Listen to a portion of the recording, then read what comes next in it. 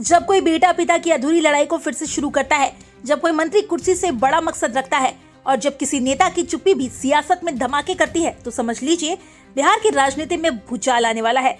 नाम है चिराग पासवान, काम है सत्ता को फिर से परिभाषित करना और प्लान है वो जिसे नीतीश कुमार से लेकर बीजेपी तक सब महसूस तो कर रहे हैं पर बोल नहीं पा रहे।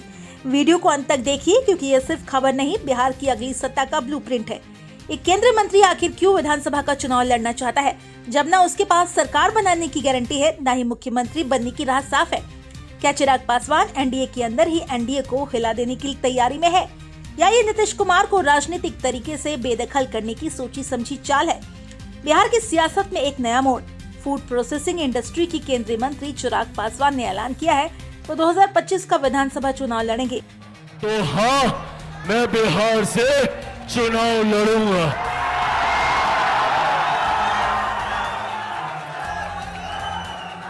मैं बिहार की 243 सीटों पर चुनाव लड़ूंगा। ये कोई मामूली ऐलान नहीं है, बल्कि ये उस पुरानी राजनीतिक पटकथा का अगला अध्याय है जिसे 2 दशक पहले उनके पिता रामविलास पासवान ने लिखा था।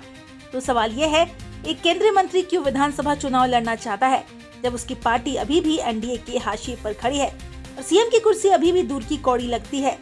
जानकारों के मुताबिक चिराग की ये घोषणा महज चुनाव लड़ना नहीं है, बल्कि ये सीट बंटवारे से पहले दबाव की रणनीति है। ये एक संदेश है, क्या हम सिर्फ साथ चलने के लिए नहीं बने, हम लीड करने आए हैं।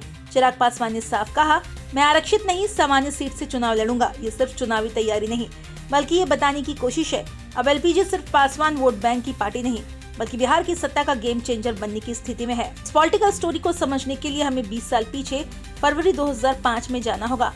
रामविलास पासवान ने तब लालू यादव की सरकार को टुकड़े टुकड़े कर दिया था। उन्होंने ना तो आरजेडी का साथ दिया और न ही बीजेपी के साथ गए, बल्कि नया चुनाव कराने की जिद कर डाली। नतीजा, नीतीश कुमार बने मुख्यमंत्री और लालू यादव सत्ता से बाहर हो गए। अब 2025 में वही स्क्रिप्ट, वही चाल, लेकिन किरदार बदला है। अब बेटा चिराग पासवान मैदान में है, जो 2020 में मोदी का हनुमान बनकर नीतीश कुमार को खुली चुनौती दे चुके हैं। उन्होंने जेडीयू के खिलाफ उम्मीदवार उतारे, लेकिन बीजेपी के खिलाफ नहीं। परिणाम, जेडीयू 115 सीटों पर लड़ी, सिर्फ 43 सीटें जीत पाई और बीजेपी बन गई बड़ी पार्टी।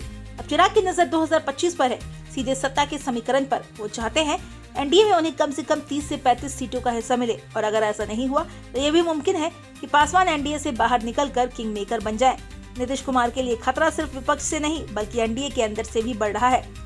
पिछले हफ्ते चिराग पासवान ने मुजफ्फरपुर की एक दलित बच्ची के रेप मर्डर केस को लेकर नीतीश कुमार को खुलेआम चिट्ठी लिखी।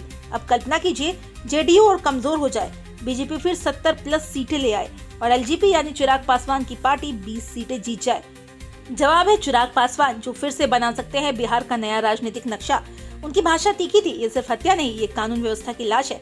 और अगर तेजस्वी यादव समर्थन दे या बीजेपी ही उन्हें सीएम की कुर्सी थमा दे, चिराग न सिर्फ किंग मेकर बल्कि खुद किंग भी बन सकते हैं। तो सवाल अब सीधा है, क्या चिराग पासवान अपने पिता की 2005 की रणनीति को फिर से दोहरा रहे हैं? क्या नीतीश कुमार इस बार एनडीए के भीतर ही घिर जाएंगे? और क्या बीजेपी चिराग को सीएम बनाकर बिहार की सियासत को हमेशा के लिए बदल देगी? कमेंट कर अपनी राय जरूर बताएं। अगर आप चाहते हैं ऐसी असली अनकट और अंदर की राजनीतिक रिपोर्टिंग आप तक सीधे पहुंचे, तो इस वीडियो को लाइक करें, शेयर करें और हाँ, सब्सक्राइब करना ना भूलें, क्योंकि यह है इन टॉक, जहां होती है वो बात जो बाकी मीडिया छुपा जाता है।